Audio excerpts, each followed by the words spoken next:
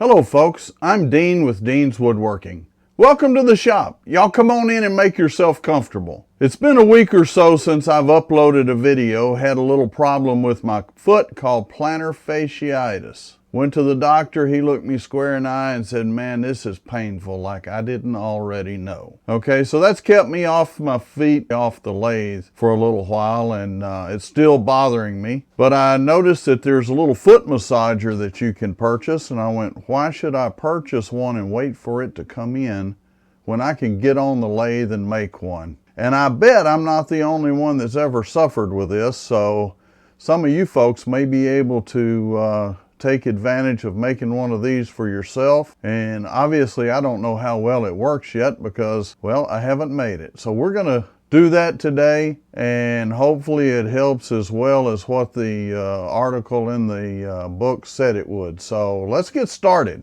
Here on the lathe, I've got a piece of elm.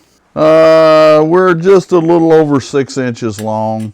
The diameter of it, we're looking at about 2 3/4 inches with the bark on there. And we'll go ahead and turn that off, turn it down. We're gonna use this whole piece of wood. And we're just gonna turn it between centers. And yes, I'll have a divot in this end, divot in that end, but it's for me. Okay, the first thing we're gonna do here is make sure that we have this round and get the bark off of it. I'm going to leave it running fairly slow until we get the bark turned off of this. This piece has been sitting in my shop for about a year, so even though I don't expect it to be dry, it's certainly a long way from being fresh cut and green.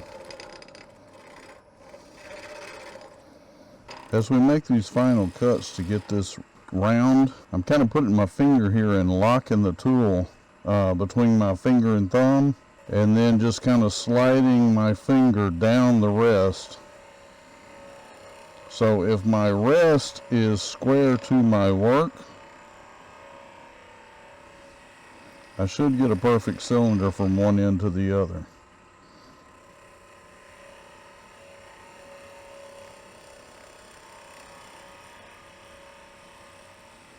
And obviously I'm moving my body, not just pushing the tool through.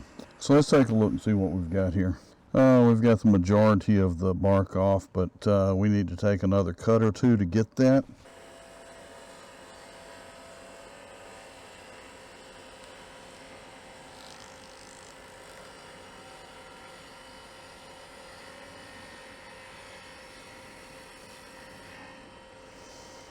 Okay, we got a little insect damage right there, so we're going to need to take it down a little bit more.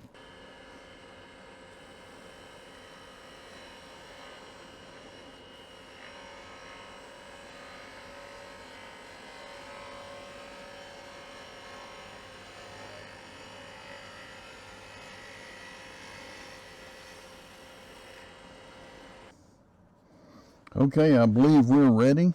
Let's measure our ends. I think it might be a problem if they're not the same, because then it might not roll exactly square. I'm not sure just how critical that is.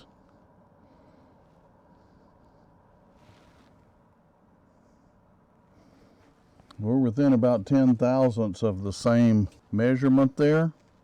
So I'm going to call that good. Now, what we're going to do, I'm going to come in and square up this end.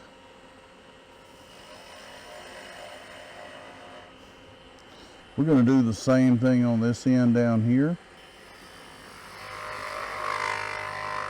I'm going to come in and I'm going to give myself about, a 1/2 inch on that end, and about 1/2 inch on that end. And that's going to be my wheels on the outer end of this. So I'll come in and I'm going to make 2 V-cuts right here.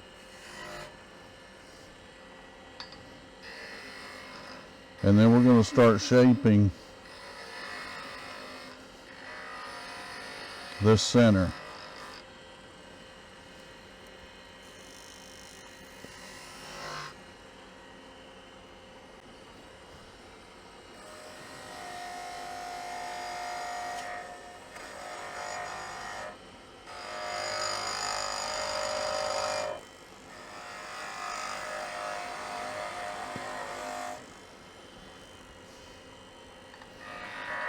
Again, we're just going to basically roll this over from the center out.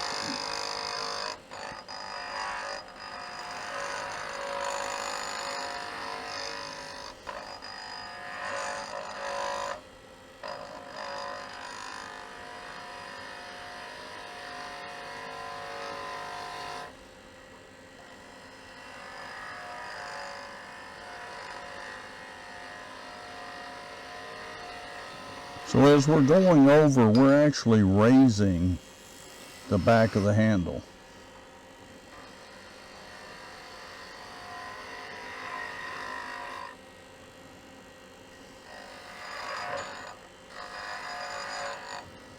We're going to reduce the size of this center here a little bit.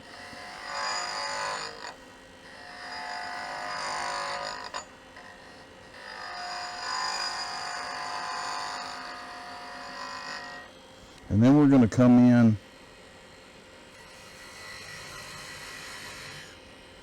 with our parting tool. So we're going to come in here with a parting cut. I want to make that about 1 inch right there at either end. I hit it perfect on that one. We need to bring this one down just a little bit.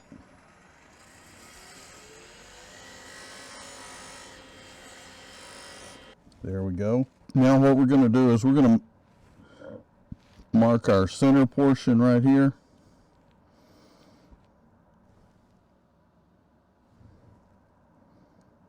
So that's our center mark there. That's it. We're going to mark that.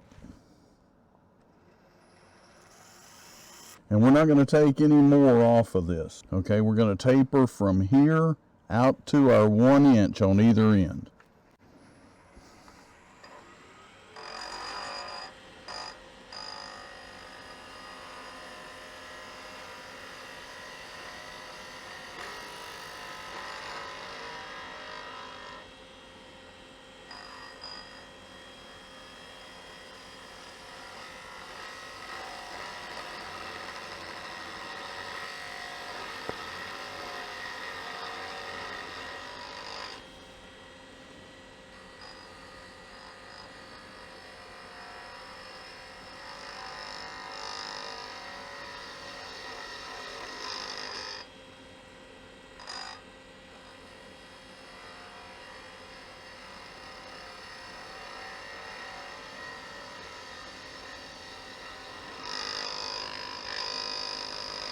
Okay, so we've got that side done. We'll come back with this other side.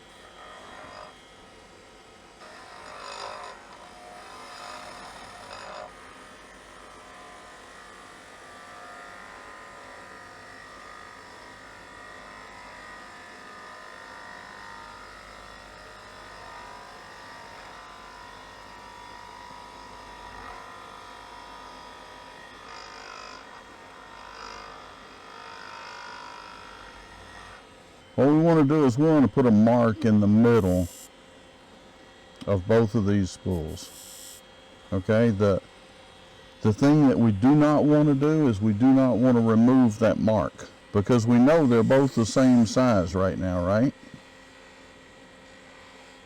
So if we leave that mark, they will both remain the same size.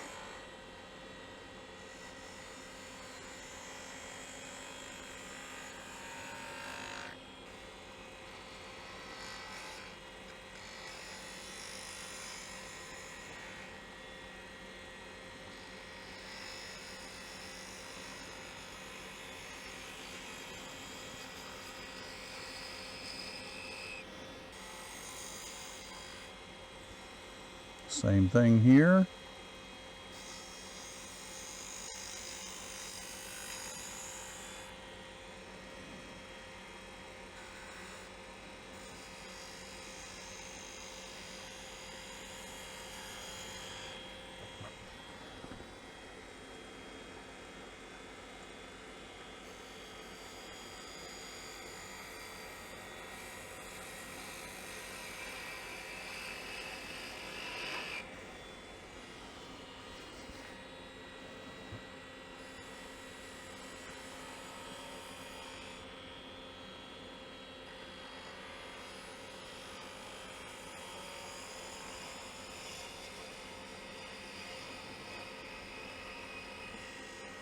So hopefully you guys can see what I've done there.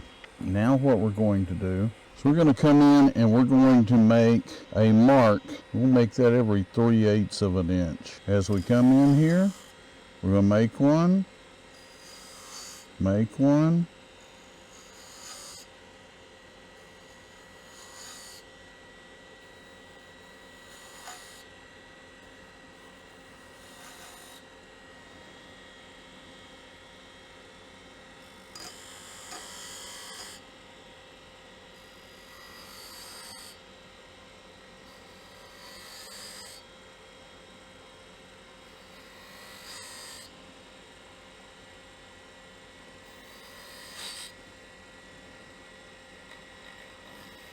watch that, especially as you start getting further out over that. It can be a little bit grabby. Okay, you remember what we did with the pencil mark earlier? Put the pencil mark in the center.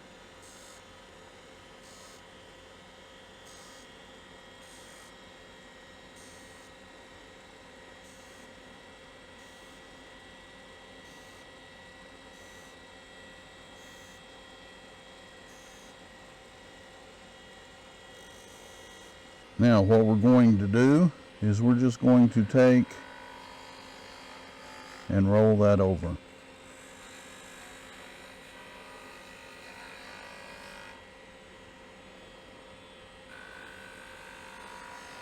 Great skill builder for beads, guys.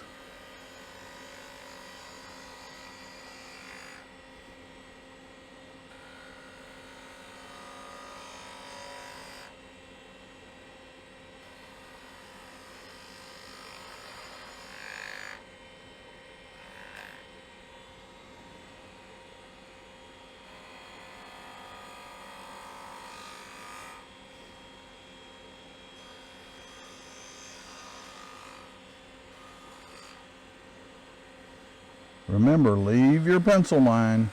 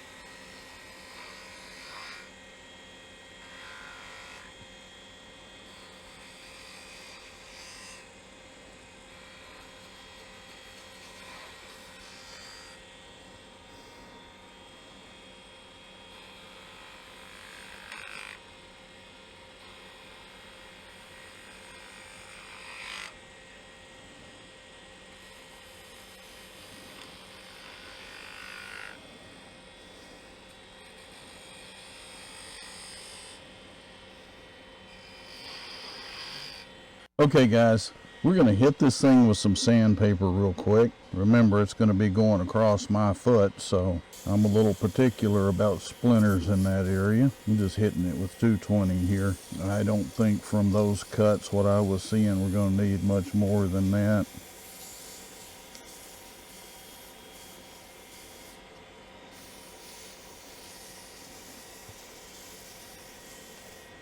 I'm going to go ahead and turn the dust collection on.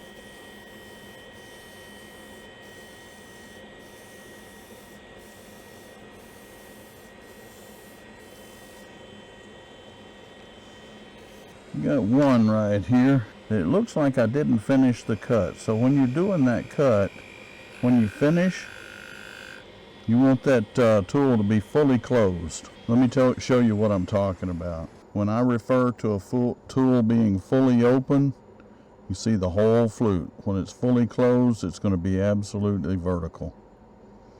Okay? Open, closed. Open, closed.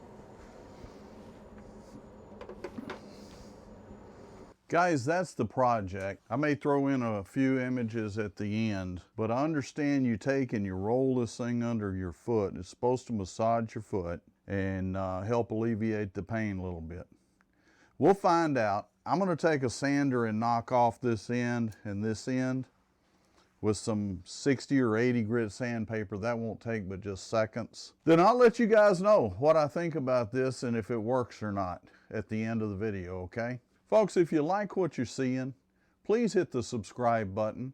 Ring the bell so you get notified when I release a new video. And most of all, thank you for watching. Stay safe, stay healthy, and happy turning.